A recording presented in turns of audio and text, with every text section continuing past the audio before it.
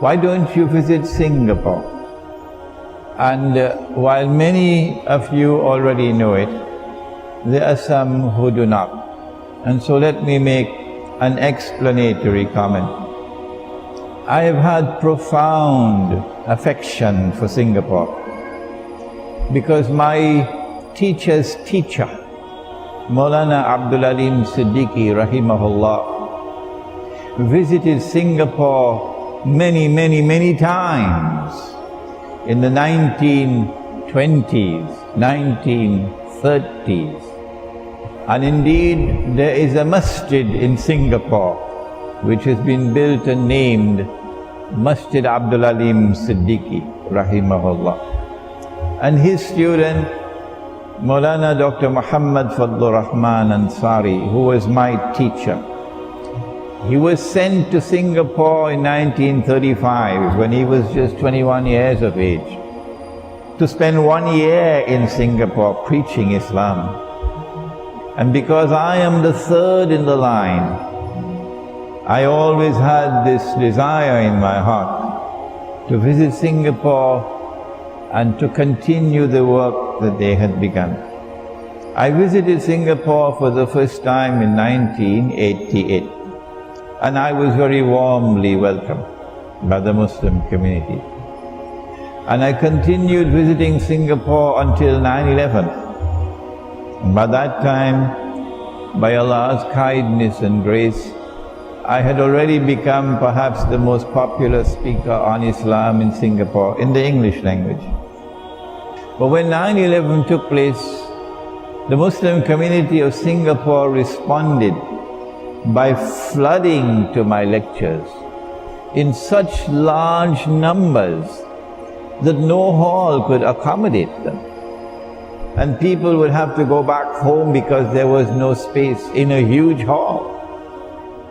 The government of Singapore responded through the organization that they controlled by then denying me a permit to speak.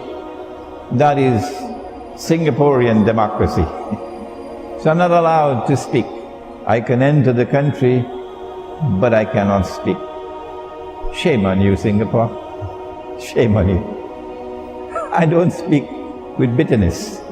I speak with sadness that you should deny a scholar of Islam the freedom to speak. So then we chose to use a small room that could accommodate about 40-50 people. And I would give a talk for about 45 minutes, and they would leave, and then another group would come. But there were 300-400 people outside, waiting to come. So then I got a message, you're breaking the law. Well then, we started giving talks in people's apartment, in the sitting room with about a dozen people present. And then finally they decided that they cannot allow me to enter the country.